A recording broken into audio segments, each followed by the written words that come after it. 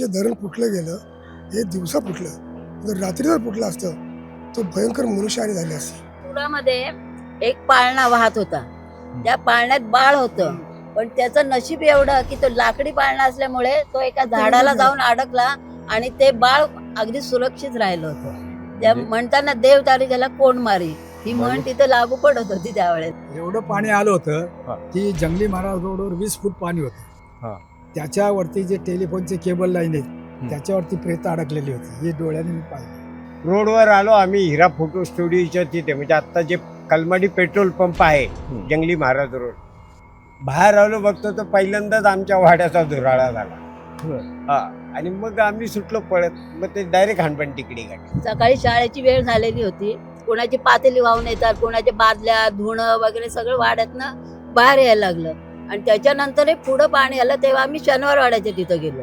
शनिवार वाड्याच्या तिथेही पाणी आलं, म्हणून मग आम्ही कसबा गणपती आहे तिथं गेलो. मग आमचे सगळे मोठी लोक म्हणायला लागले आता देवालाच काळजी, म्हणून आम्ही तिथं देवळात जाऊन बसलो.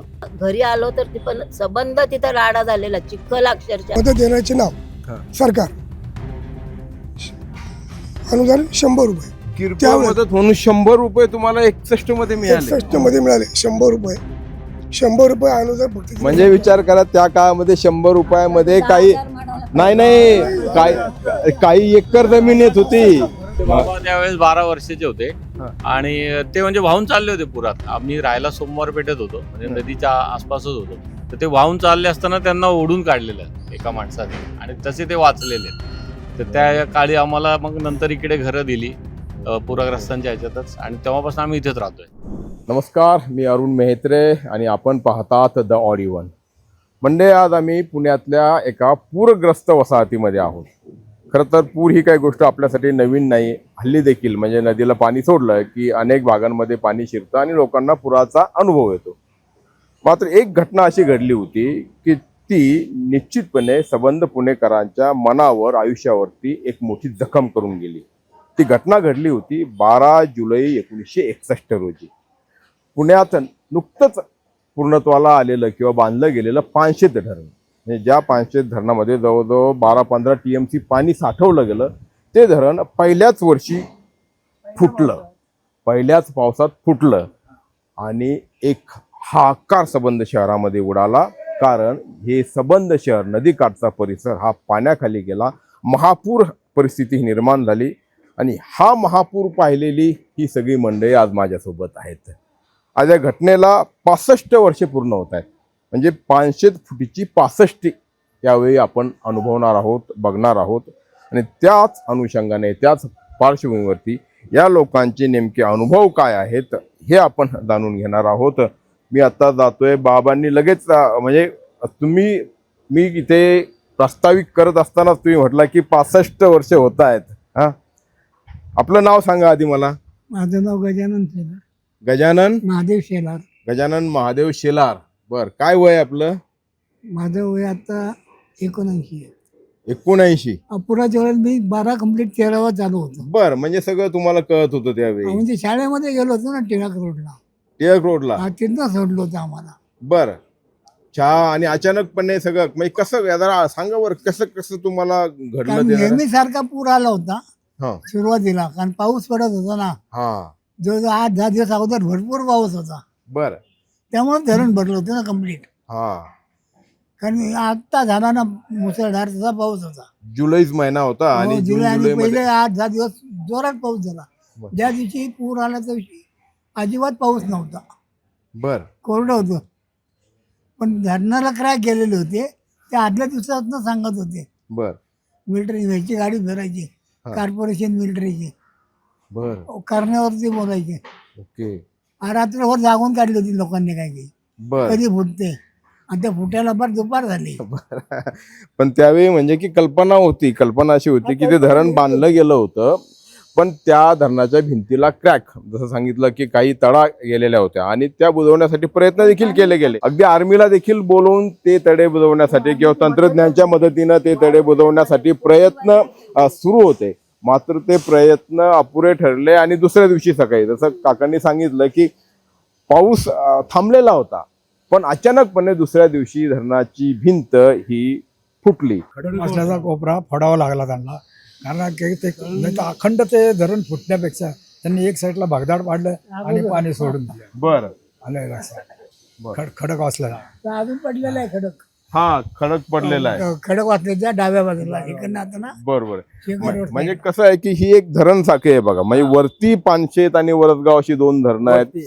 त्या धरणातलं पाणी नदी वाटे, म्हणजे खाली मुठा नदी वाटे, कारण वरती पानशेत जे आहे ते पहिलं पानशेत झालं, आंबी नदीवरती पाणी पानशेत झालं आणि मग ते पाणी आपल्या खडकवासलात येतं. पण आता वरचं धरण फुटल्यामुळे खालचं धरण पण म्हणजे खडकवासला पण फोडावं लागलं, कारण ते ओव्हरफ्लो होणार होतं आणि तो सगळा प्रवाह एकदमच फोडू नये, म्हणजे एकदमच वाहून जाऊ नये, धक्का बसला म्हणून त्यांनी फोडलं. आणि एक साईडला फोडलं तर अजूनही त्यांच्या भिंती वगैरे आहेत तिथं प्रवासासाठी तसंच आहे. बरोबर आहे. गेलेलं नाही असं काही नाही. आणि नशीब एवढं चांगलं हा किती सकाळी फोडण्यात एक- आलं. पुणेकरांचं एक नशीब एवढं चांगलं की हे जे धरण फुटलं गेलं हे दिवसा फुटलं. जर रात्री जर फुटलं असतं तर भयंकर मनुष्यहानी झाली असती. धरण फुटल्यानंतर पुण्याला पाणी येस तोपर्यंत 2 तासाचा पिरियड लागत होतं. हे आमच्या वडिलांनी मला सांगितलं. बरोबर. माझं वय 72 आहे. हो. मी तेवढा 6-7 वर्षाचा होतो. हो. आणि माझं घर होतं काँग्रेस भवन शिवाजीनगर, बर. म्हणजे नदी इकडे मध्ये रस्ता, काँग्रेस भवन आणि रोकडोबा मंदिर हो. तिथे. त्यामुळं लगेच पाण्याला सुरू आहे, लोंढ्याच्या लोंढ्या पाणी. तर मी जवळ 7 वर्षाचा होतो. भयंकर हाहाकार मारला होता, म्हणजे अजून पण अंगावर काढायचं. म्हणजे आणि त्यावेळी तर काय की जे इमारती होत्या, म्हणजे एक तर बैठी घरं होती किंवा वाडे होती, फार फार तर माडी 2 किंवा 3 मजली माडी, त्यामुळे उंच इमारती असा काही प्रकार नव्हता. आणि मिलिटरीच्या गाड्या, पोलिसांच्या गाड्या भयंकर त्याने आम्हाला करून मदत केली. बरोबर. हो. हा, तिथली मला वाटतं मंगला टॉकीज ते खाली जी आहे ती नंतर झाली. जास्त झाली. पुढं पुढं सगळं सरकत गेल्यानंतर मग टाकीची नंतर वाढत गेले. बर. पण पहिली हिंदवीच्या डेक्कन. बर. पण नदीवरती एवढे पूल होते का त्यावेळी? हे आपली आता नदी आहे. हा. शिवाजी बोल हा. आणि लकडी बोल, संभाजी बोल. नवा पूल. हा नवा बोल म्हणजे शिवाजी बोल हा. आणि संभाजी दशेने बोल वरणाच्या नव्याने समोरचा. बांधलेला. हा. तर हे 2च पूल होते अस्तित्वात. हा. आणि कॉजवे होते. बर. MS कॉलेजच्या पिछाडीला कॉजवे होता एक. बर. म्हणजे दोन्ही पूलही खाली गेले असतील पाण्याखाली. फार खाली गेले, खाली अजिबातच नाही. तो उलटला होता. जंगली महाराज हा, हा. सगळे पूल खाली गेले पूल होते. खाली गेले, पाण्या खालीच गेले ते ना, कशी काय आता. हा. हा. शिवाजी मुलाला काही झालं नव्हतं, हाईट जास्त आहे. बर. हा. लकडी मुलं होते त्याला, हा ते काय झालं होते म्हणजे एक- झाले होते, पडले पण होते. हा तर उलटून गेला होता. बर. संभाजी ब्रिज आहे ना, हम्म. उलटून गेला होता. वरचं डांबर वगैरे सगळं निघून गेलं होतं. खालनं अशा हे दिसत होत्या, कमानी दिसत होत्या. बर. 2 ठिकाणी. बंड गार्डन पूल मला वाटतं त्यावेळी एक मजबूत राहिला होता, तो उंच होता तसा. राहिला बंड गार्डन. बंड गार्डन. आणि ज्या वेळेला म्हणजे हा. आपल्याकडे ज्या वेळेला पाणी यांनी सोडलं, म्हणजे कसं सोडलं, फार कंट्रोल केलं रातभर. पण नंतर ते कंट्रोल होईना म्हणून त्यांनी खडकवासला धरणाचा कोपरा फोडून पाणी सोडलं. पाणी सोडलं. आणि त्यावेळेला पाणी एवढं होतं की जंगली महाराज रोडवरती 20 फूट पाणी होतं. त्यावेळेला मी कलमाडी पंप आहे ना, हा. हा. त्याच्या समोरची जी लक्ष्मी बिल्डिंग आहे हा. त्या बिल्डिंगच्या वर टेरेसवर मी होतो. बर. आता त्यावेळेला माझं वय 15 वर्ष, आता माझं 84 वय आहे. बर. आलं का लक्षात? त्यावेळेला 15 वर्ष मी गॅरेजला कामाला पण होतो. म्हणजे तुमची ती सगळा परिसर जो आहे, म्हणजे कलमाडी पंपाचा जो परिसर आहे, म्हणजे ती वाडी जी आहे सगळ्या हा. फुलाची वाडी म्हणतो, हा, हा. पलीकडे पेठा म्हणजे हा. नारायणपेठ, नारायणपेठ, शनिवारपेठ, शनिवारपेठ, कसबा पेठ. हा. गोखलेहाल माहिती ना, हा. हा. गोखलेहालपर्यंत कंपनीचं पाणी होतं. बरोबर. आणि लोकांचं नुकसान म्हणजे आता त्यावेळी मी पाहिलं की काही जे डॉक्युमेंट्स उपलब्ध त्याच्यामध्ये जवळजवळ 1000 लोकांचा मृत्यू, म्हणजे आता काही हा, हा. एवढं पाणी आलं होतं हा. की जंगली महाराज रोडवर 20 फूट पाणी होतं. हा. त्याच्यावरती जे टेलिफोनचे केबल लाईन आहेत त्याच्यावरती प्रेत अडकलेली होती, हे डोळ्याने मी पाहिली. तसं पावसाळ्यात या असं दूर- लाईनवरती म्हणजे लाईनवर खांबांवरती हे तारा आहेत ना, प्रेतं.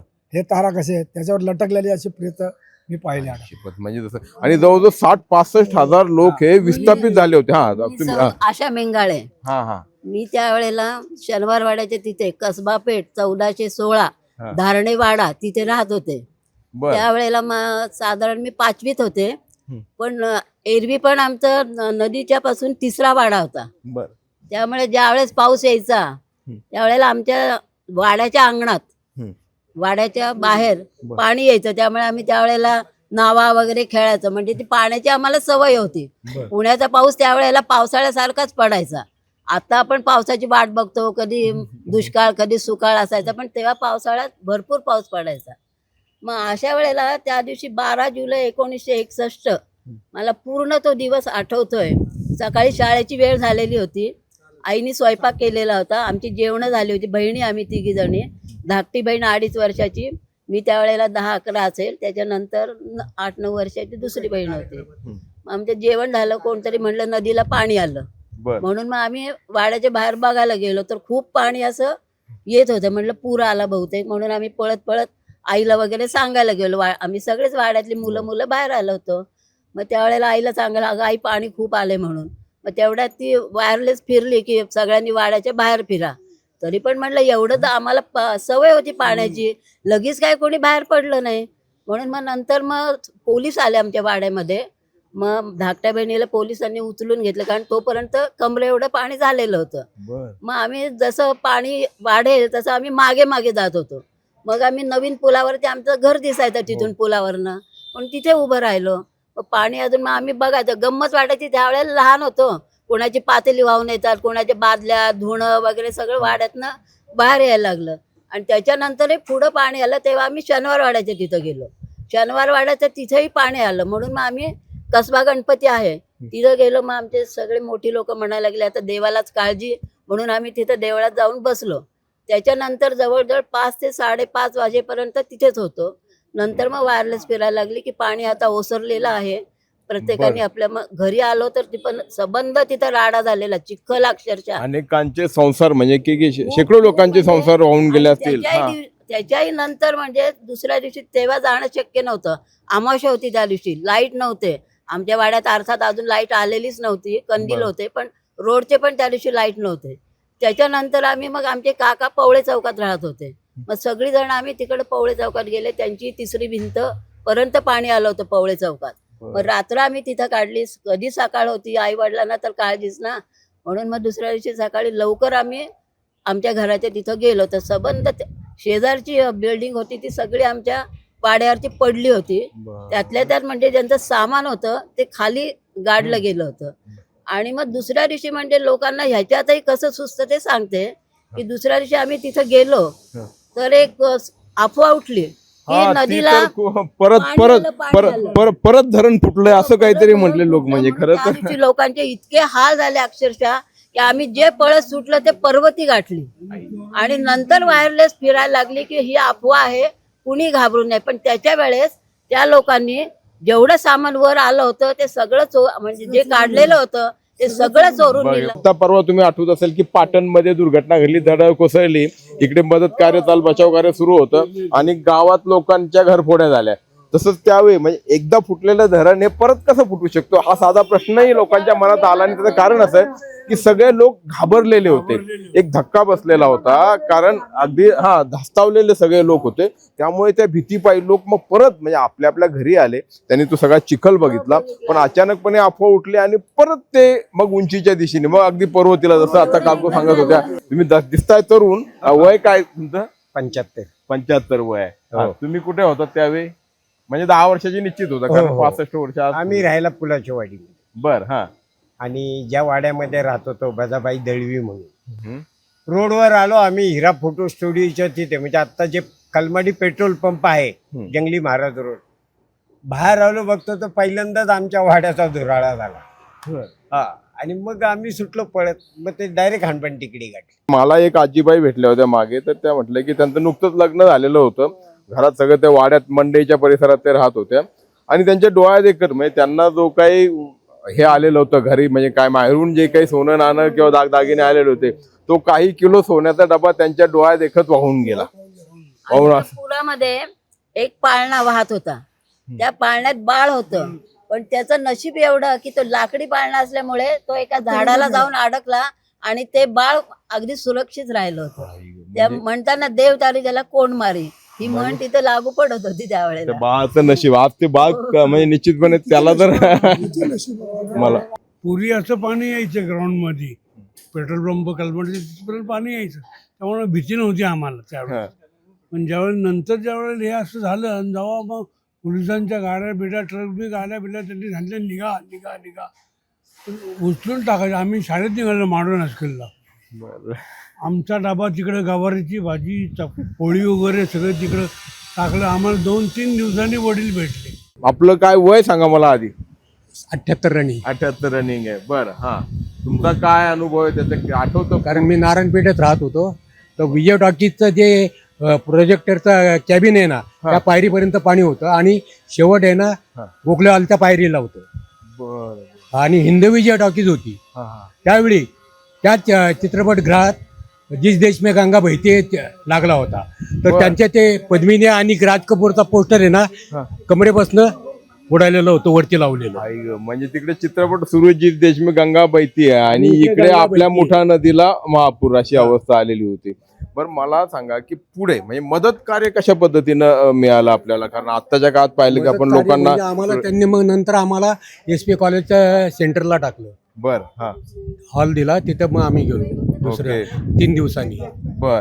आत्ताच्या काळामध्ये आपण पाहतोय की कुठे अशी दुर्घटना किंवा असं संकट ओढवलं की सरकारकडून मदत येते, मग धान्य येतं. त्यावेळी पण पुण्यात हे जे काही संकट ओढवलं होतं, कारण हजारो लाखो लोक त्या बाधित झालेले होते, प्रभावित झालेले होते, त्यावेळी कुठनं मदत कशा स्वरूपाची आली होती?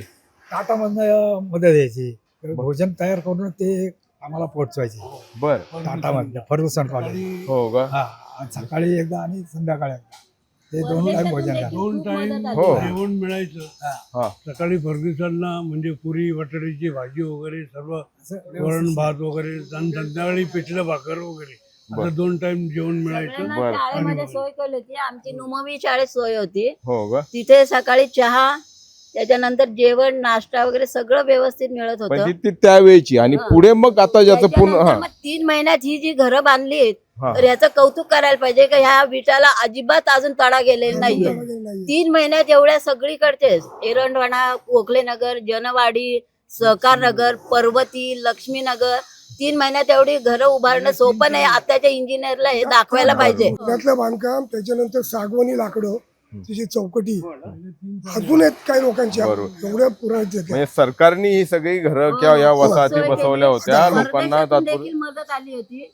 पुण्यातनं तर सगळ्यांना मदत केली, भांड्याची किंवा प्रत्येक संस्थेने अशी संसारा उपयोगी भांडी दिली, काहींनी ब्लँकेट दिली, काहींनी कपडे दिले. काही व्यापाऱ्यांचं पण खूप मोठं, कारण त्या लक्ष्मी रस्ता आणि हे तर खूप हे होतं, सगळी दुकानं वगैरे वाहून गेली. भरपूर आता आम्हाला म्हणजे आमच्या कुटुंबाला सेवा होतं. गुरुवार पेठेमध्ये म्युनिसिपल शाळाची कॉलनी शाळा आहे मुलींची, 24 नंबर, तिथे आम्हाला ठेवलं. एका वर्गामध्ये 4 कुटुंब असे ठेवले होते. त्या कोपऱ्यात तुमचं, या कोपऱ्यात माझं, या कोपऱ्यात यांचं, 4 कुटुंब होते. बर. मग त्यानंतर मला आता हे तर समजा त्यावेळेची व्यवस्था, इतकं मोठं संकट ज्यावेळेस ओढवतं त्यावेळेस सगळ्या यंत्रणा जाग्या होतात आणि मग निश्चितपणे सरकार देखील त्याची जबाबदारी स्वीकारतं. मला आठवतं काही लोक सांगत होते अर्थात की विसपागे त्यावेळी राज्याचे मंत्री होते, सार्वजनिक बांधकाम मंत्री, त्यांनी राजीनामा दिला होता. म्हणजे अर्थात तो स्वीकारला गेला नाही, पण ती तेवढी संवेदनशीलता होती. आणि तेवढी संवेदनशीलता पंडित नेहरूंनी, जे पंतप्रधान होते, त्यांनी देखील दाखवली होती. ते पुण्यात आले होते. त्यावेळेला उघड्या गाडीतून फिरत होते, काही सिक्युरिटी वगैरे काही नाही. आणि त्यावेळेला ते खाली उतरून सगळ्यांची जी काही नुकसान झालेलं आहे ते येऊन स्वतः बघत होते. त्यांनी पण त्यांनी ते बोलले, त्या लोकांशी बोलले. ते स्पष्ट बोलायचे, उघड्या गाडीत जायचे.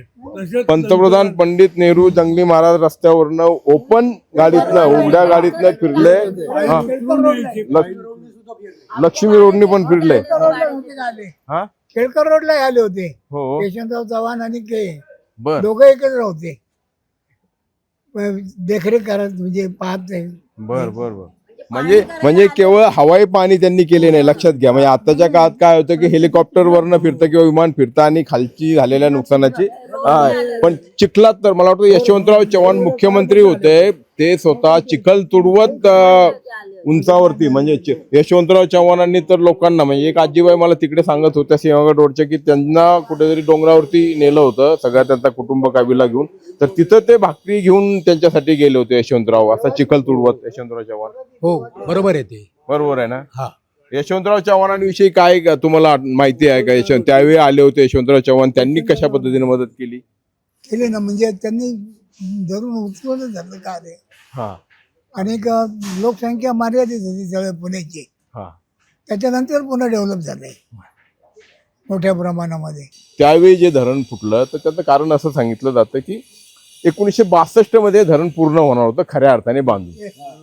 जे बांधलं गेलं ते मातीचं धरण होतं, कारण त्यावेळी कॉन्क्रीट म्हणजे RCC नव्हतं आणि पानशीचं, आणि मुख्यत्वे काय की त्यावेळी आर्य जे लोखंड लागतं किंवा ह्या ज्या काही वस्तू लागतात, जे साहित्य लागतं त्याचा तेवढ्या प्रमाणामध्ये उपलब्ध नव्हता आणि त्यामुळे ते धरण त्यावेळी बांधलं गेलं. बांधलं ते पाणी अडवणे म्हणजे कसं असतं की शेवटच्या टप्प्यामध्ये ती एक सर बुजवायची असते आणि मग पाणी अडवायचं असतं, बांध अडवायचं असतं. त्याचं कारण असं आहे की सगळं काम झाल्यानंतर पण यासाठी घाई झाली असं, कारण 62 मध्ये काहीतरी निवडणुका येणार होत्या असं सांगितलं जातं. प्रॉमिस केलेलं होतं हा? त्यावेळेच्या राज्यकर्त्यांनी प्रॉमिस केलेलं होतं प्रॉमिस की केलं. हा की पाणी देऊ तुम्हाला यंदाच्या सीझनला. तो प्रकार झाला आणि मातीचं धरण हे कधी उत्कृष्ट राहतं. हं. कारण त्याचं जे पिचिंग करतात ना हं. लोड हे करून ते फार हे करतात. कारण पाझर तलाव पाहा तुम्ही, हो. मातीतले जे काही पाझर तलाव असा बांधकामाचा नाहीये, सगळे मातीत केलेले आहेत हम्म. आणि मातीतल्याला खडकासारखे कडकपणा येतो. मातीचं धरण खरं तर धोकादायक नसतं, पाझर त्यातनं जात असतो रशियामध्ये पण त्याला एक मोठं धरण होतं बरं. रशियामध्ये मातीचं. जे आता आपण टीव्हीवर पाहतो इतर ठिकाणचं झालेला हं. म्हणजे महापूर वगैरे नुकसान वगैरे, पण ती जी मदत झाली ती इतकी भयंकर आली होती की विचारण्यासारखीच नव्हती ती. बरं, बरं. आपत्ती हो, आली होती पुणे. एवढी आणि मोठी. त्यामुळे पुणेकर आता मी पाहतो की म्हणजे गेले 20-25 वर्ष मी माध्यमांमध्ये आहे, कुठेही संकट आलं तर पुणेकर मदतीसाठी आधी धावून जातात, कारण त्यांना त्याची जाण आहे. मला हा कागद एकदा दाखवत, तुम्ही काहीतरी सांगत होता काय आहे ते? हा जो कागद आहे हे हा. पूरग्रस्त कुटुंब कार्ड. बरं. गट क्रमांक 2 दिनांक 12 जुलै 1961 रोजी करत असलेल्या माणसाचा तपशील. बरं. हे असे तपशील. इथं माझं नाव आहे दशरथ म्हणून, बरं. वय 6 वर्ष, बरं. आणि आम्हाला ठेवलं होतं कुठं, हा. मुलींची शाळा क्रमांक 24 गुरुवार पेठ पुणे 2 बरं. इथे. बरं. सरकारने त्यावेळेला मदत काय केली, मदत देण्याचे नाव हा. सरकार, अनुदान 100 रुपये. किरकोळ त्यावेळेस- मदत म्हणून 100 रुपये तुम्हाला 61 मध्ये मिळाले. 61 मध्ये मिळाले 100 रुपये. म्हणजे 100 रुपये दिलेची काय? तारीख हा. 27/8/1961 ला आणि प्रत्यक्ष प्रत्येकाची त्याक्षणी मिळाले. सही. 100 रुपये अनुदान फक्त दिले. म्हणजे विचार करा त्या काळामध्ये 100 रुपयामध्ये काही 10,000 म्हणायला नाही काही एकर जमीन येत होती, काही एकर जमीन येत होती, काही एकर जमीन येत होती अशी ती. पण हा आता बरं इथपर्यंत आपण आलोय, निश्चितपणे सरकारनं त्यावेळी म्हणजे चूक सरकारचीच होती, पण ती निस्तरण्याचे देखील त्यांनी गांभीर्यानं जबाबदारीने आणि प्रयत्न केले. आता त्याच्या पुढे आता अलीकडच्या काळापर्यंत आपला एक संघर्ष सुरू होता. ही जी तुम्हाला घरं मिळाली होती ती भाडे तत्वावरती होती किंवा ती वापरण्यासाठी दिली होती, ती मालकी हक्कासाठी मिळावीत, मालकी हक्काने मिळावीत यासाठी प्रयत्न तुमचे गेले अनेक वर्ष सुरू होते. तर त्याचा काय इतिहास आहे जरा ते काय, कारण आतापर्यंत मला वाटतं काहीतरी हा पूर्वी इथे ज्यावेळेस शंकरराव चव्हाण आपले मंत्री होते त्यावेळेस त्यांनी मला वाटतं साधारण 78 साली असेल मला वाटतं, त्यावेळेला डिक्लेअर केलं होतं की मालकी हक्क देण्याचं आहे, म्हणजे दिलंय तुम्हाला. पण त्याच्या अंमलबजावणी आज सगळ्यात जाणं ती आत्ता कुठंतरी झालेलं नाही अजून. अजूनही झालेलं नाही, पण आली काठावरती त्याला म्हणतात. म्हणजे आता 2-3 पिढ्या गेल्या, मला वाटतं पुढची पिढी हा कितवी पिढी ही अमोल आमचे मित्र आहेत, कितवी पिढी? माझी 3री पिढी आहे हा. इथे. या वसाहतीमध्ये. ह्या वसाहतीमध्ये आता ह्या वर्षी तो GR आलाय की आता 2029 पर्यंत तुम्ही तुमची घरं मालकी हक्काने द्यायला सरकारने तो GR काढला. आणि जे अतिक्रमण झालं, आता इथे 4-4 पिढ्या राहतात, 4थी पिढी इथं आता राहते.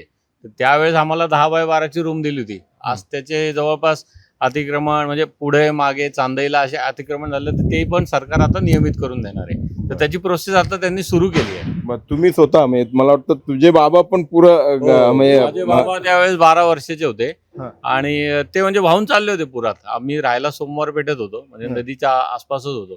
तर ते वाहून चालले असताना त्यांना ओढून काढलेलं एका माणसाने आणि तसे ते वाचलेले. तर त्या काळी आम्हाला मग नंतर इकडे घरं दिली पूरग्रस्तांच्या ह्याच्यातच, आणि तेव्हापासून आम्ही इथेच राहतोय. बरं. बघा मंडळी, ही माहिती आत्ता खूप रंजक वाटत असली, रोचक वाटत असली तरी त्या सगळ्या माहितीला एक दुःखाची किनार आहे. खूप वाईट परिस्थितीतनं या सगळ्या लोकांना जावं लागलं आणि ही प्रातिनिधिक उदाहरणं आहेत. म्हणजे केवळ ही वसाहत नाही तर पुण्यामध्ये अशा अनेक ठिकाणी पूरग्रस्तांच्या वसाहती आहेत, ज्याला ओटा म्हणतात किंवा आणखी काय काय.